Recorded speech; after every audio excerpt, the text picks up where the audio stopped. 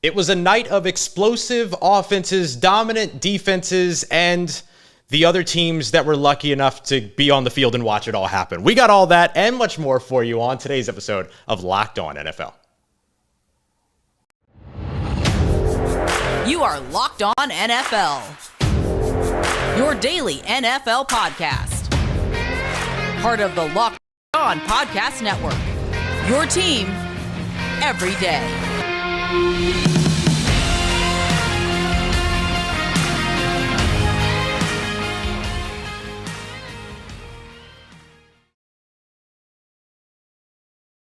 Welcome in, everybody, to another episode of Locked On NFL, your daily podcast breaking down all of the biggest stories around the National Football League in less than 30 minutes. You are here with us, and we are so grateful that you are and making us your first listen of the day every day here on the Locked On Podcast Network, your team every day. It is Tuesday. You got myself, Ross Jackson, and we're joined this week by Alex Clancy, who's usually with Tyler Rowland over on Thursdays, but we have some shuffling around going on here this week. But Alex is with us. You can follow him on Twitter at Clancy's Corner. You can follow me on Twitter at Ross Jackson.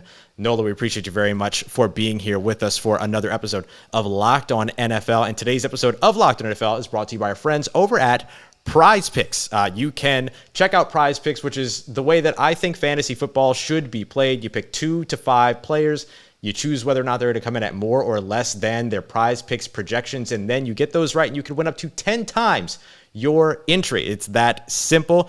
First-time users can receive a 100% instant deposit match up to $100 using the promo code Locked On over at PrizePicks.com. Once again, it's PrizePicks.com, promo code Locked On. Alex, the Buffalo Bills are the best team in the NFL. Am I right or am I wrong?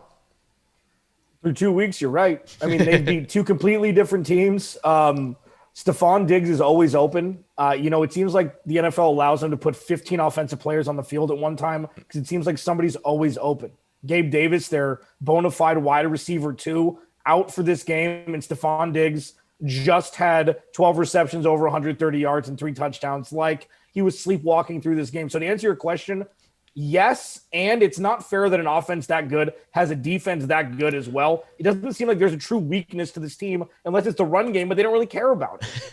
I'm really glad you mentioned the defense as well, because I think, everyone's going to make a lot about this offense. But the thing that's really interesting to me is that, to me, the only defense in the NFL that can stop the Buffalo offense is also in Buffalo. And that's one of the things that makes them the best team in the NFL right now. Their punter was gaining them 30 yards on muffed punts, right? And everything. Like, it is just a team that no matter what is going on, no matter what is happening, they are able to move the ball. They're able to get the ball back in the hands of the offense that moves the ball so well. This team feels unstoppable. They did it to the Super Bowl champion Los Angeles Rams last week. They come back. They do it to the Tennessee Titans this week. I just don't see an end in sight. And I guess we should mention, of course, like, the biggest equalizer across anything in the NFL are injuries. And shout out to Dane Jackson. Last we heard, he's got movement in all extremities, everything. So hope that he's okay. But, this team stays healthy. It's hard to see any team that we have seen thus far. We're only 2 weeks into the NFL season, right? But it's hard to see any other team thus far that would be able to stop this Buffalo Bills team. Yeah, and there's only one person that can, and it's number 15 in Kansas City. I mean, I think he's the kryptonite for this team. What they did this offseason, there were a bunch of conversations about it during the broadcast that they bolstered this defense to stop Patrick Mahomes. And they're seeing Patrick Mahomes as the guiding light that they're trying to shut down, and they almost did last year. They probably had a lot of sleepless nights. And Ross, they don't care that they can't run the ball. No. It snows in Buffalo. I don't know if people know that. It's cold in Buffalo. They throw the ball. Or Josh Allen just looks at the fans like, listen, I'm a tree. I'll be fine. Let me run the ball when it's cold. It just blows my mind that they choose not to run the ball. And Perfectly they still are one of the most affluent offenses in the NFL. Yeah, we hear all of this stuff all the time about how you have to be able to establish the run in order for the passing game to work. And that's just not true. It's never been true. It's never been more untrue than today's NFL, where the pass sets up the pass. And if you can run, then great, good for you. But if you can't, it doesn't necessarily spell the end of your offense by any means. And the only thing that's going to really hinder them in the future is holding on to offensive coordinators, because Ken Dorsey is going to get a head coaching job. We remember Ken Dorsey from Miami football. That's the only Ken Dorsey that I remember. And now he's like 40 plus years old, sitting in the booth up top. I'm like, this dude is a wizard. Yeah. And having all the tools at his disposal, I mean, he can be a head coach somewhere else in 2 years. But for now, I mean, they're humming in Orchard Park for sure. Yeah, absolutely. So you've got Josh Allen throwing 4 touchdowns in this game, 3 of them to Stefon Diggs. Stefon Diggs, at least at one point, had more receiving yards than the entirety of the Tennessee Titans receiving core. So I guess the next piece here is looking over at the Tennessee Titans side. I mean, is there a team that is suffering more from its own offseason doings than the Tennessee Titans moving on from A.J. Brown and now they can't move the ball at all? No, because they don't have Aaron Rodgers as quarterback. Right.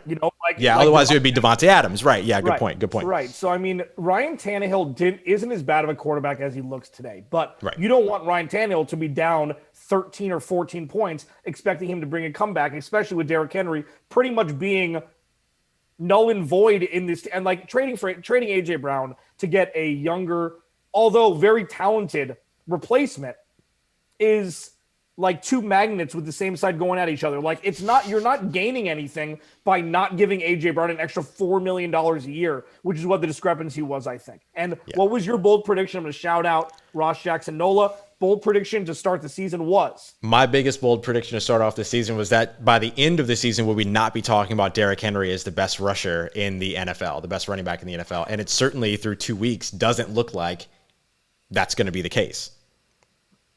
I mean, it looks like that's going to be the case, but that was it. That touchdown, but like he's so he doesn't need a whole lot of blocking to get going downhill. I mean, the touchdown he scored was like very few running backs in this league can just be like, for sure. I don't care. There's 6 grown men in front of me. I'm going to run over you like you're Jello. But if you're down 10 or 17 points, he's equalized, and that's what we saw today. Yeah, absolutely. So far, you look at the running backs across the NFL, hard not to celebrate Saquon Barkley and his return thus far and the way that he's looked. I just don't know that, you need Derrick Henry to be that guy, because if the Tennessee Titans passing offense is going to look like what it has looked like so far this season, then there's cause for concern there, he says from the city of New Orleans. There's, there's enough of a reason to be worried when it comes to the Tennessee Titans. But only 2 weeks into the season, we'll see how it all continues to adjust, see how it all continues to get going. Another team that had absolutely no problem getting their passing game going was the Philadelphia Eagles. The Philadelphia Eagles, Jalen Hurts absolutely took it to the Minnesota Vikings on Monday Night Football as well. Do they have what it takes to compete within the NFC East? And more importantly, is Jalen Hurts the guy? We got that coming up for you as we continue on with tonight's episode of Locked On NFL. Yeah, and you could say, Ross Jackson, Locked On Saints, that Turo is the Buffalo Bills of car sharing marketplaces. 100%. Baby. All they got is options. So here's the thing. If you don't know what Turo is, it's a website, it's an app. You can save the rental car struggle of spending your firstborn child to rent a car nowadays for a couple days, and you can get an inexpensive or as expensive you want option with pretty much any car on the planet with Turo. They're the world's largest car sharing marketplace. You can browse a huge selection of vehicles for just about any occasion, SUV or minivan for family road trip, pickup truck for some errands. Like, you can put your zip code in and see a bunch of different cars in your area or in the area that you're vacationing on, and you just rent it. There's different price points for everything. It makes it so easy. Every trip is backed by liability insurance. Terms, conditions, and exclusions apply. Ditch boring rental cars and find your drive at Turo.com. All right, everybody, we are continuing on with this episode of Locked On NFL. Thanks again for making us your first listen of the day. Don't forget to go and check out your favorite your favorite local team's Locked On show as well. So if you're a fan of the Arizona Cardinals, for instance, make sure you're checking out Alex Clancy over at Locked On Cardinals, New Orleans Saints, Locked On Saints, Minnesota Vikings, Locked On Vikings, just to hear Luke Braun upset, because it's totally worth it, because the Minnesota Vikings did not look like the team in week 1, or did not look like the team in week 2 that they were in week 1. But as such, we have to give the Philadelphia Eagles credit because they looked outstanding. Let's start with the quarterback here. Jalen Hurts was effectively tasked or challenged, going into this offseason, right? Going into the season, everybody kind of talked about the moves that would be made over the offseason. They trade for A.J. Brown, right? Speaking of missing A.J. Brown in Tennessee, he was there in Philly and sort of went and made the move there, continued to build around. Devonta Smith, of course, is still there. This was kind of the year for Howie Roseman and the Philadelphia Eagles brass to get a look at Jalen Hurts, a guy that they've continuously publicly voted for, to make sure that he could be the guy in Philadelphia. Tonight, he looked like the guy in Philadelphia, to me, unquestionably. Throwing on the ground, picking things up, great reads, making moves, extending time, staying in the pocket, taking a hit while delivering a pass down the field, just doing all the things that you expect a quarterback to do. Did Jalen Hurts meet the moment tonight? Yeah, it's obvious that the game has slowed down for him. He was composed, yes. Which is something that's a term that people throw around a lot because of the supreme talent of some quarterbacks, dual threat guys a lot, because they've got a lot more on their plate. They're reading defenses for run and pass every play. And he has transformed into potentially down the road an MVP candidate. Mm-hmm. Like if he does what he did today, Minnesota's defense was supposed to be improved. I know they lost their defensive head coach, with Zimmer, but he picked this defense apart. And you have to give the defense of the Eagles credit to allow him to do that. But another team that doesn't really run the ball a whole lot, if it's not Jalen Hurts, Ross, he couldn't throw a football his freshman year at Alabama. Right. And then he goes to the lab of Lincoln Riley, and he's able to throw the ball, but it's Oklahoma. Everybody's open. And then he comes in, wins. He won his first start against the Saints, right? Yep, I remember. Shocked the world. Yep. And then he came and he almost beat the Cardinals a couple weeks later. And now he's a star quarterback in the NFL. It happened so fast. An astronomical rise for the guy, but one that you could kind of, I don't want to say that you could see coming because it's not that simple, but like you can see the steps. You can see when this clicked, when that clicked, when the full field reads clicked, when the stand in the pocket and deliver clicked. You can kind of see all of those moments, and then now it's kind of culminating here at the beginning of 2022 into this very well packaged, I'll use your word again, composed young man at the quarterback spot who, I agree, if he continues to do what he did tonight, he could do that on a consistent basis. And this is a guy that you start having those end of year conversations about. I think based upon what you have seen so far throughout this 2022 season, and listen, I know the New York Giants are undefeated. Jalen Hurts right now was the best quarterback on the field, of course, going up against the Minnesota Vikings, but he's the best quarterback in the NFC East for me right now too. And so that, to me, makes the Philadelphia Eagles my favorite. They were already kind of my favorite going in, but now that you have the Dak Prescott injury, you kind of have like this kind of wishy-washy situation going on in Washington, as there so often is. I think that the Philadelphia Eagles are in a good spot to walk away with the NFC East here, at least here early on in the season. Yeah, I agree with you. And they play the NFC West this year, so there's a couple, not layups, but they play Seattle. Right. They play San Francisco. Who knows what Jimmy G is going to be like? Right. Yeah, I agree. I mean, I feel like the margin for error is still a lot thinner for him. Like, I don't trust every week that he's going to be able to put up 20, 25 points a game. We saw last year, there were a couple stinkers, and I don't know if that's in the past. And I don't know if this defense has improved so much. Darius Slay had more receptions than Justin Jefferson did when he was defending Justin Jefferson today with 2 interceptions. Mm-hmm. Like, Fletcher Cox is still Fletcher Cox. Hassan Reddick, they gave a lot of cheese to this offseason. Yep. Everything is improved. So Philly has like the mecca of things going for them. Weak-ish division, a cavalcade of skill position players, a good defense, especially a good tight end, and a coach who truly believes in Howie Roseman and a GM who truly believes in the quarterback. There is no job security question for Jalen Hurts, which allows him really to learn and evolve as a quarterback as it's intended to do so organically. So, yeah, I agree with you. I mean, Dallas is a circus. So even if they have the most, polished quarterback at this point, it doesn't matter what Dak coming back with. How much the Eagles have is like a cohesive unit now. Yeah. Especially when you look over on the defensive side where, you didn't really see much from that Dallas Cowboys offense. The Dallas Cowboys defense played, well against Tampa, but those two teams going up against one another, it being a divisional bout, them being so familiar with one another, I just feel like Jalen Hurts and the Philadelphia Eagles have a little bit of the upper hand in the division at this point. I'm not fooled by the mirage of Daniel Jones and his team's record. And Carson Wentz, we've seen it already, right? Like we've seen where this is all going. And so, if you ask me to pick between any of the four quarterbacks that are going to take the field, that took the field this week, with Cooper Rush being the guy, even though he led the team to a surprising victory, but with Cooper Rush being the guy over Dak Prescott right now, or not over, but in place of Dak Prescott right now, I'm taking Jalen Hurts. So I think they've got the best quarterback in the division right now. I think they have the most finely tuned and assembled sort of machine around the quarterback as well, as you just described. I just think that they're in position for that. So, I mean, It's great to see it all click. It's great to see it all click. And let me ask you this, because, the AFC is the conference that's deep, a lot of good teams. You don't know who's going to make the playoffs.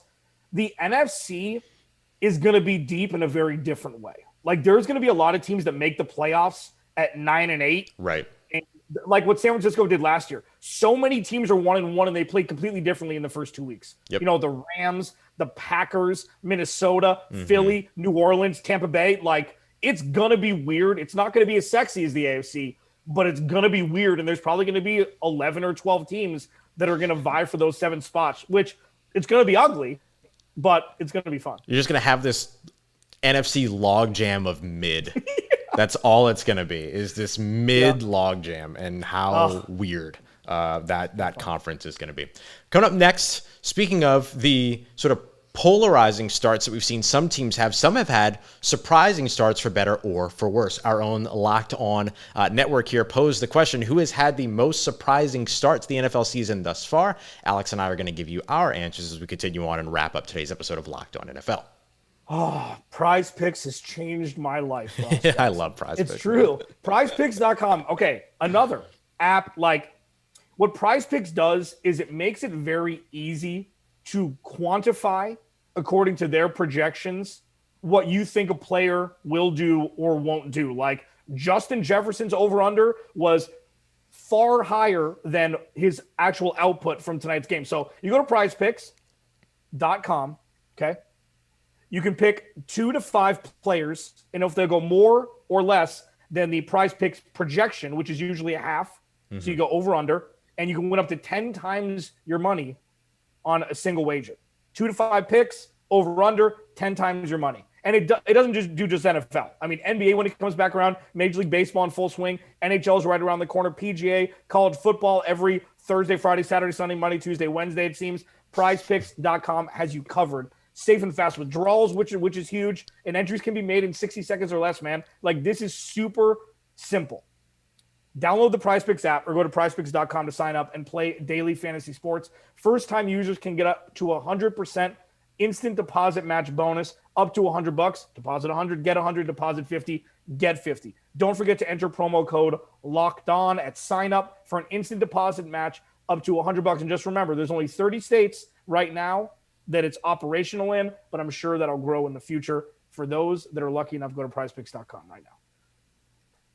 All right, everybody, we are wrapping up this episode of Locked On NFL with a look at what has been most surprising so far in terms of the starts for the 2022 NFL season. So at Locked On Network, our national Twitter account, put this out earlier today. I'm going to add a team to it as well, just for the intrigue for us, Alex. Which of these has been the most surprising start for you so far in the 2022 NFL season? Cincinnati Bengals going 0-2, Miami Dolphins going 2-0, Giants going 2-0, Raiders going 0-2, and now I'll add in, you know what? I was going to add in I will. The Tennessee Titans starting off 0-2 as well. Well, let's break this down rationally here.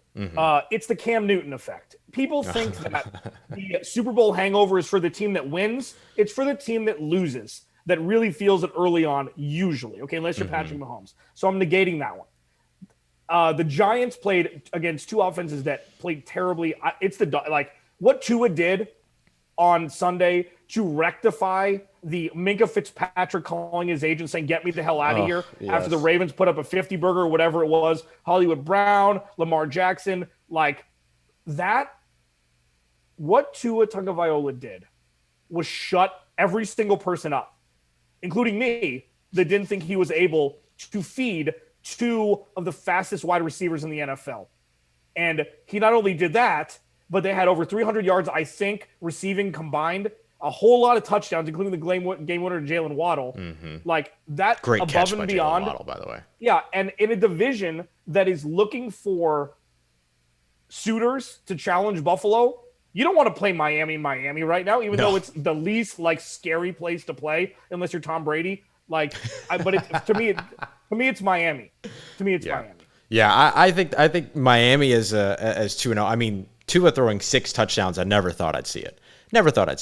Right? Like we start off early in that game with just a rout, it looked like, by Baltimore, and then the composure that he had, the calm, the cool, like Mike McDaniel, biracial king Mike McDaniel, just has the entire Miami Dolphins team just like believing in themselves in a way that we've never seen before.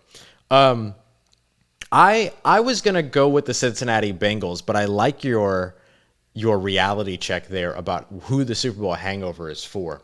So I'm gonna bounce over to the New York Giants.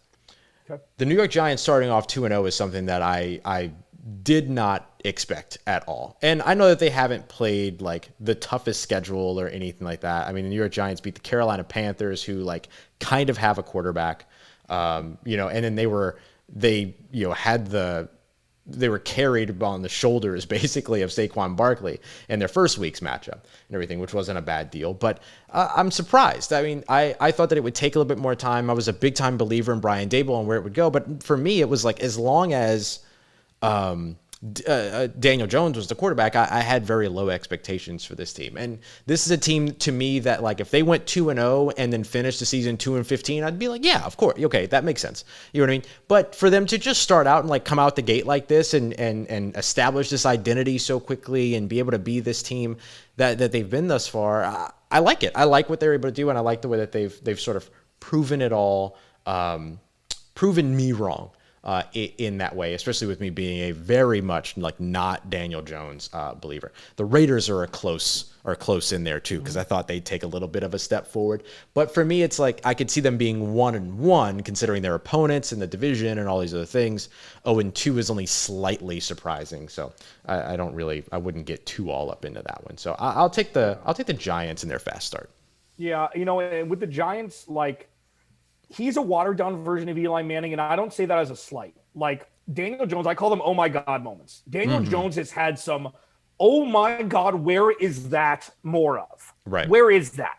And I think that's a lot of that's coaching, because I have that at home here in Arizona. I think a lot of it is he doesn't have his, and I had to Google his name. I remember his last name. He doesn't have a Hakeem Nicks. He doesn't have a Mario Manningham. He doesn't have like a bona fide wide receiver one. Kenny Golladay gets paid like one. Was he not in the locker room when the game ended? What happened there? You can check out Patricia Traina, Locked on Giants. Like, that is a dumpster fire in the wide receiver room. Like, Sterling Shepard's there sometimes. Darius Slayton's there, I think. Kadarius Toney's supposed to be the guy. He doesn't have somebody he can trust to throw the ball. And Saquon Barkley can't do it all because, when you give him the ball, I call it Arian fostering running backs. Yeah. You have a 3-year window of 350 touches, and then that's it. So if you want to withstand Saquon and give him a second contract, he's got to be able to huck it, and he doesn't have anybody to. I mean, the honorable mention for the Giants is Andrew Thomas. Yeah. Looking like a bust coming out of the draft, and now looks to be one of the best left tackles in the NFL. Like, he did Tristan Wirfs year 2. Did Tristan Wirfs did year 1. It's like, what are we doing here? So, yeah, I agree with you, but you got to give Daboll credit.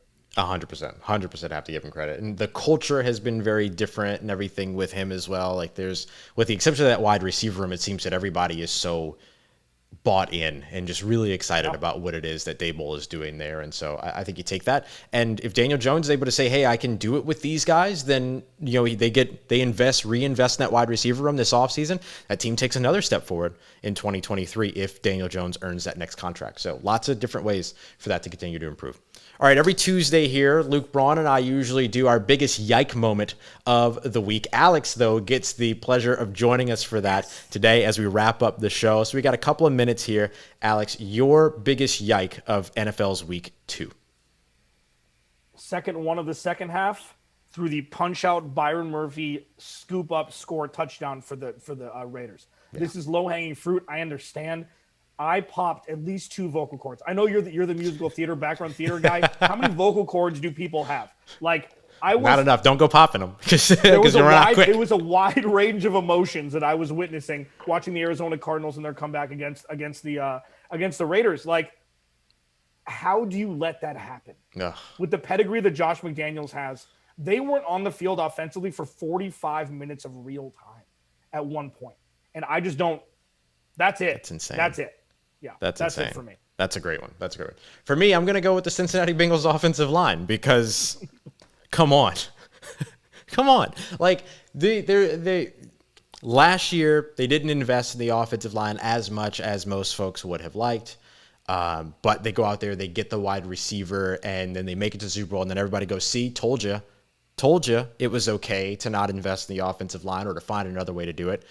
And then they come into this year and then they sort of reinvest in the offensive line, but don't do nearly enough with another opportunity and another shot to do it, especially after the Super Bowl. And then now you've got Joe Burrow like back there not being able to do anything. And I saw Jake Liscow, who's one of the hosts over at Locked On Bengals, along with James Rapine, who you'll see in tomorrow's Locked On NFL, speaking a little bit on, I think maybe I gave Joe Burrow a little bit of a harder time and all. Yeah, because he has wet paper bag in front of them and all. And so, I look at that and I think, man, like I think that they lead right now in sacks given up with I think New Orleans Saints are actually second in that category, 10 over the first 2 weeks. So they're in double digits already over in Cincinnati. You're already dealing with the injuries. That this has been a consistent issue. That it kept you from winning a Super Bowl. Haven't done enough over there. So yikes, big yike. Let me ask you this, and this is not fair to ask. Okay. If T. Higgins had a year last year, his rookie year, that he did last year, could this offense operate with T. Higgins as a wide receiver one and then having Penny Sewell on the left-hand side? Like, if they didn't draft Jamar Chase and everything else is the same, maybe they add a wide receiver in the offseason or, whatever. Like, is Tyler Boyd a good enough wide receiver two? Is T. Higgins a good wide receiver one? And they have an offensive lineman instead of drafting Jamar Chase, top 5 in the draft 2 years ago. I mean, I'm inclined to say yes because it backs up my argument, but also, but the other piece of it too is that like the NFL's game is so geared toward the success of pass catchers, geared toward the success of wide receivers. So even if you did draft Penei Sewell as opposed to Jamar Chase, it doesn't keep you from then selecting a second or third round wide receiver in that same draft or reinvesting in the wide receiver room this year, right? So you get the better tackle as long as the tackle is enough of a scheme fit, and then you continue to build around that, and then maybe you pick up another couple of wide receivers there. The NFL game is going to elevate those wide receivers no matter what. So going from Jamar Chase to, let's say, T. Higgins as your wide receiver one, but then getting a boost at wide receiver two so that Tyler Boyd is still your pretty active 3, I think kind of nets you a positive if you're able to also boost your passing game with better protection on the offensive line, if that makes sense. Yeah. So that's the way that I look at it. Yeah, and I mean, it's just it's so not clear cut. Of course, like the flashball moment of the Super Bowl, Jamar Chase is open and Joe Burrow doesn't have the time to throw it to him. Right. It's the paradox of all, like, that's the conundrum that the Bengals are facing right now. Yeah. And they're never going to have a top 10 pick, you'd think, in the next 5 or 7 years to reinvest. So they're not going to get, unless they, move up or anything. But that was like, Jamar Chase beat the best corner in the game. Joe Burrow didn't have time to throw him the ball because the offensive line wasn't good enough. There it is. And that's what they're going to have to deal with. That's it. You'll hear more about the Bengals and the rest of the NFL tomorrow, as James Rapine will be joined by not Tony Wiggins, but instead Chris Carter. We have some shuffling going on, so let me give you the schedule for the rest of the week. As you can see, Alex is here with me. And so you have us here for Tuesday. Tomorrow is going to be James Rapine and Chris Carter. Thursday, instead of Alex being with Tyler, Luke will be with Tyler. And then on Friday, Q will be joined by Tony Wiggins of Locked On Jaguars as opposed to Chris Carter. So there you go. A whole lot going on here just because we're trying to make sure that people get some rest with the evening games and things like that. So that's why Luke's not here. He's doing his own show. Chris will be doing his own show Thursday night instead of Friday's Locked On NFL, all of that. So we're just trying to, take care of people out here, right? Trying to take care of people. All right. So we have much more coming up for you here throughout all the week. Alex Clancy, Ross Jackson, it was a pleasure absolutely to be here with you for another episode of Locked On NFL. Thanks again so much for making us your first listen of the day. Every day, don't forget for your second listen to go and check out the Peacock and Williamson NFL show. All of the additional NFL news, breakdowns, analysis that you need, less than 30 minutes with NFL analyst Brian Peacock, as well as former NFL scout Matt Williamson. Appreciate y'all, as always, for making us a part of your day and a part of your routine. We'll see you here tomorrow on the Locked On NFL podcast, part of Locked On Podcast Network, your team every day.